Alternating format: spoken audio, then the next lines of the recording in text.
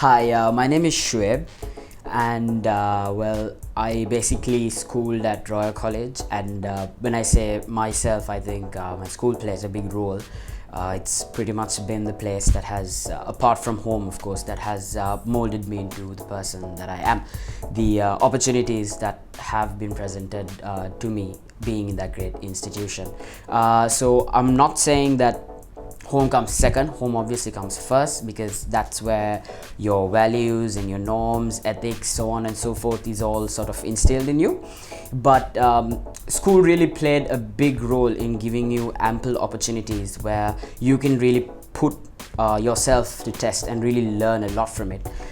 So about me, I'm done with school, and I'm following my studies in CIMA as well as the London School of Economics International Program.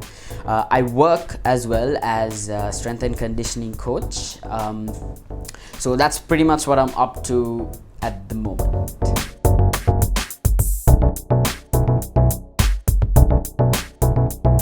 Music was actually, I think I was in maybe grade 6 or so, when I sort of had an interest to play guitar. Actually, that's where it all started. Singing was never actually a part of the plan or even something that I really thought of.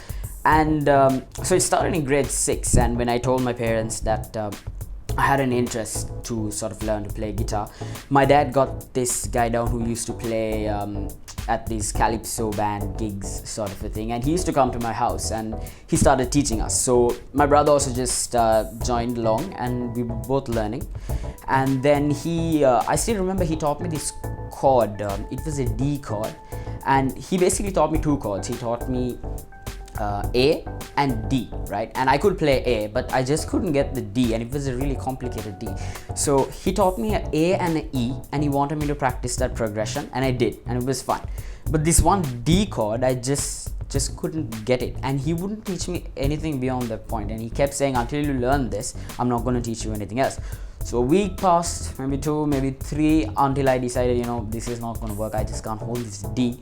And I actually quit, and I stopped playing guitar. And I was really upset, because my brother was a person who just joined along to learn to play guitar, but he was holding the D and he was progressing, but I wasn't. So I was pretty bummed about it.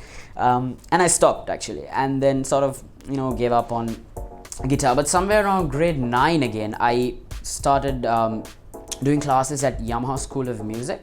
Maybe again there I must have lasted a month at max, but it wasn't really working because of, I was playing rugby for college as well at the time, so with training, this and that, it was really hard to fit it in. So I quit. But at that point in time, he had taught me quite a few decent chords, maybe even probably the basics, the necessary ones at least. And what I did from that point onwards is obviously what a lot of us do in terms of a lot of industries now, is use the internet. And that's sort of where I think the website that really helped me a lot was ultimateguitar.com. So it's really simple. You just type in the name of the song that you want to learn, along with the chords, how you hold them, how you play them, all of it is there. If you're not sure, you can always check YouTube. So I think that's where I really started picking up on playing guitar. And moving on to grade 10, when I joined the intra club at college, the president at the time, he sort of had this thing where meetings are kind of boring, right? Meetings are always boring, more or less. So he wanted to bring in a bit of an entertainment item. He said, look, every week we'll give the chance for somebody in the club to do anything. It could be a dance, it could be stand-up comedy, a song, whatever that was your thing. So I just thought I'd try it out. I mean, it was just all people I knew, no pressure. So I've never sung before, and I just went up and said, I think I could sing. And he was really encouraging, and he was like, yeah, sure, go ahead. So that's when I first sang, and the response was good. Like, people, I didn't expect it. People came and they were like, hey, it sounded good.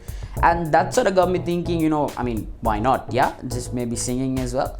And from that point onwards, it actually started again a lot with like playing at school tennis prize givings, or, that sort of very chilled out functions where entertainment item was just another item on the list.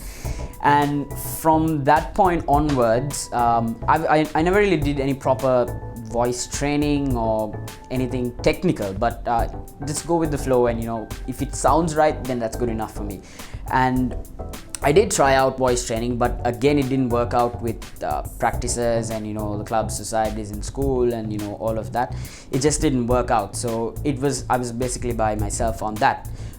Moving on to the year 2011, I thought I'd just give a shot at TNL on stage, and so I just sent in an original that I made and recorded, and they liked it, so they basically got me in. Again, in terms of on stage, my commitment for the competition was really low again, because we were in rugby season at the time, so that's Monday to Thursday practice, Saturday matches, and you're basically hacked. And it was a shocker for me when I made it to semi-finals with all of that. And I still remember semi-finals was on the day of one of our biggest matches, second biggest matches actually. And I headed for semi-finals. After the match, my voice was gone, I was totally hacked. I really didn't see myself going to the finals, but I thought, you know what, I'm just gonna have a good time and, you know, finish it off. But to my surprise, I actually did make it to the finals.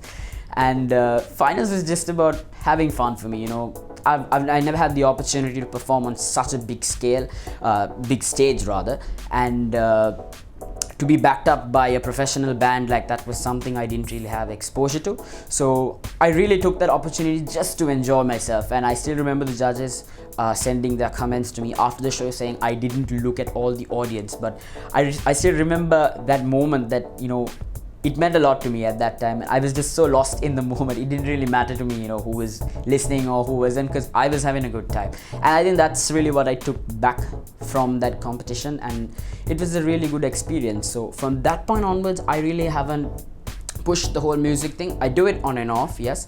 As a career, it's not really something I look forward to. But of course, I never say no to it. When there is an opportunity or a stage to perform, I would take the opportunity, definitely.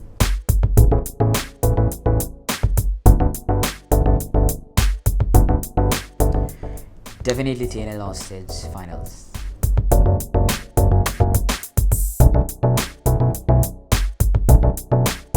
I think the most embarrassing thing that happened to me while I was performing was actually during one of the rounds of the competition, where so I was doing an original, and I do not blame the band for this. I basically gave up the song, so I kept changing my choices, you know, towards the end, and I practiced something throughout the week, and then the day before you just give a totally different song.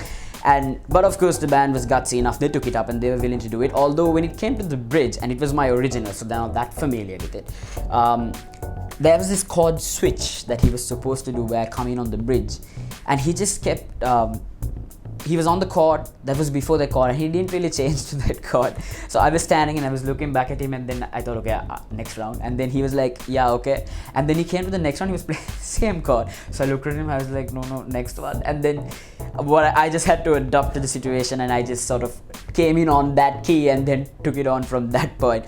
So that was probably embarrassing, yes. And of course, you do tend to, at least I tend to forget my lyrics a lot, but then I've done it so many times that I'm good at it now, that you make up something and you just go along, and at the end of the day you're doing your version of the song, right? So who knows what went wrong.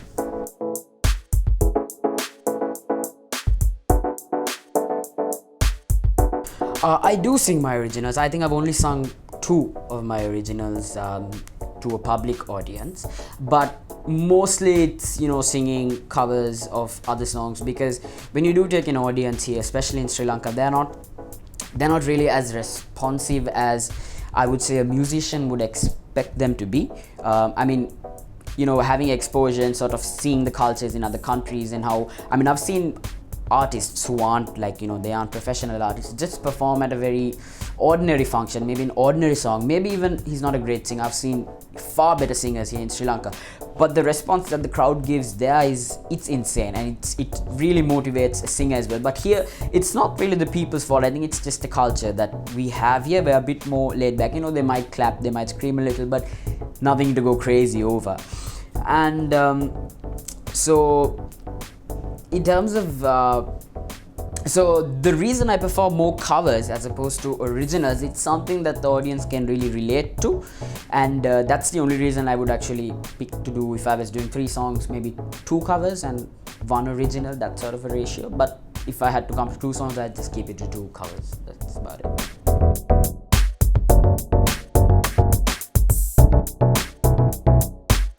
Do I try to change? Yes. Actually, I always deliberately try to do that because I don't want to be doing a direct product of someone else's.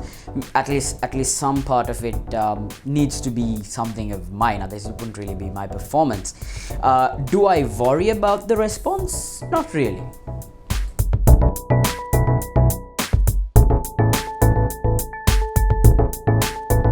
It's pretty much been very mediocre comments all the time. People in Sri Lanka, they always say it was good. Alright, okay. That's all they say.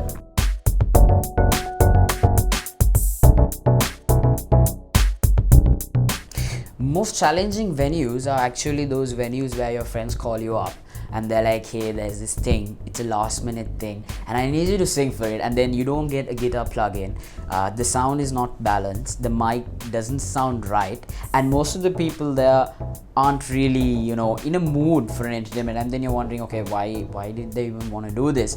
But then he is your friend and you can't say no, so you do it anyway. I think those are the most challenging ones.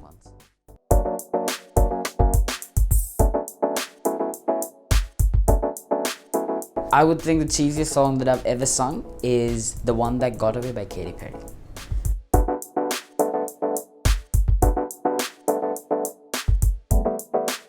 Ed Sheeran.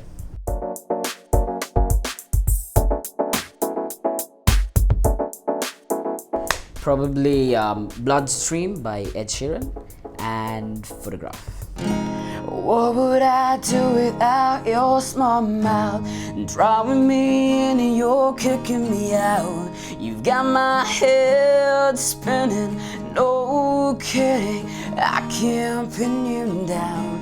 What's going on in that beautiful mind? I'm on your magical mystery ride, and I'm so dizzy, don't know what hit me, but I'll be alright. My head's underwater, but I'm breathing fine. You're crazy and I'm out of my mind.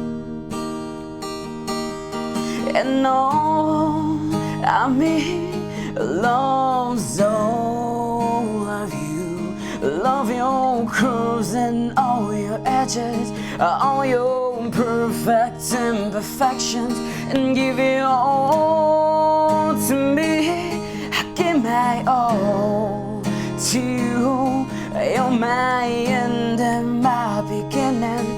Even when I lose, I'm winning. And I give you